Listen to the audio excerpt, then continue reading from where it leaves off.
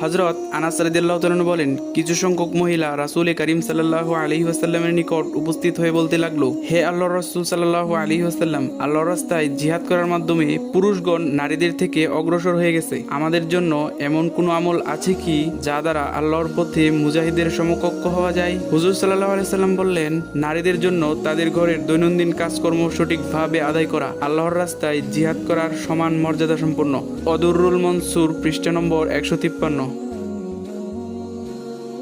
হযরত ইবনে আব্বাস রাদিয়াল্লাহু তাআলা হতে বর্ণিত, রাসূল করিম সাল্লাল্লাহু আলাইহি ওয়াসাল্লাম ইরশাদ করেছেন, আমি কি তোমাদের বেহেশতি পুরুষ সম্পর্কে বলবো? সকল নবীগণ বেহেশতি, সিদ্দিকগণ বেহেশতি, শহীদগণ বেহেশতি। অনুরূপভাবে শহরের প্রান্তে গিয়ে হলেও আল্লাহর জন্য সাক্ষাৎকারী ব্যক্তি বেহেশতি, সে নারীও বেহেশতি যে অধিক সন্তান প্রসব করে।